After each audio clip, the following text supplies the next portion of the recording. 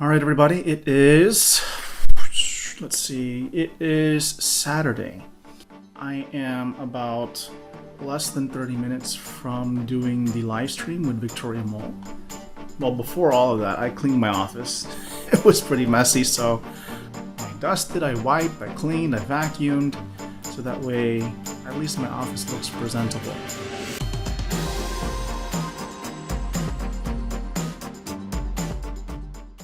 Before I get onto this live stream, I wanted to share a little experience I had with an HIM student. Her name is Adriana. And what had happened in our Facebook group, the RHIT and RHIA exam support group, she posted, there are times when students come into our group and ask for interviews with professionals. These are assignments that are focused on having the student connect with the professional and ask about certain aspects within their position. Let's say, for example, an HIM director. So Adriana had posted something about, I guess the topic was for-profit versus non-profit budgets, or just budgets in general. And she posted something, and unfortunately nobody was able to assist her, not even her manager. So either they're busy. So as a last option, which I do, I want to make sure I give the opportunity to people within the group before I jump in. I mentioned, hey, if nobody is there to help you, please let me know. Actually, because she mentioned budgets, I could refer her to somebody that I had an interview on my podcast where she mentioned for-profit and non-profit budgets. So she immediately contacted me, and I made sure I gave her all the contact information, which, by the way, was Sabita Ramirez, who was on the podcast previously. So I referred her to her LinkedIn profile because I know Sabita is one to always help. So I referred Adriana to Sabita's LinkedIn profile. They got connected, and she helped her out. And Sabita actually reached out to me. She says, "Hey, Brian, did you send somebody by the name of Adriana?" I said, "Yes." And so she said that she helped her out with everything. And what's nice about it is that I actually chimed back to Adriana, and she was so excited.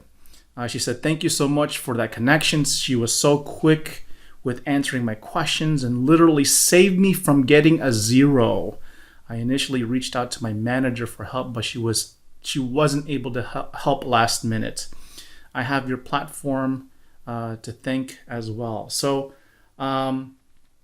I actually gave her the podcast that I did. I don't know if you realized that that it was mentioned in the podcast interview with her.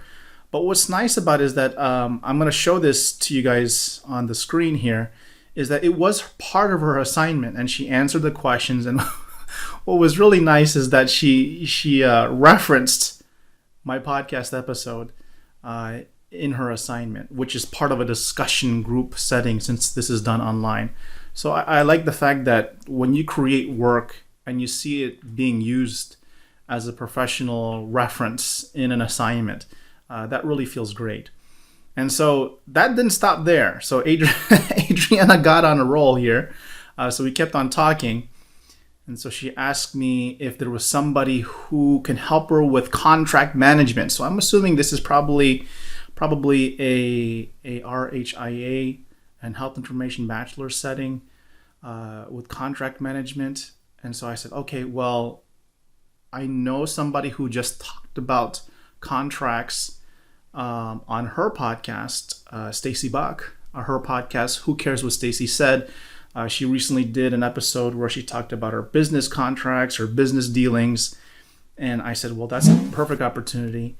And I referred Adriana to Stacy to help her out. And there was one thing that she said. She said, "Thank you so much.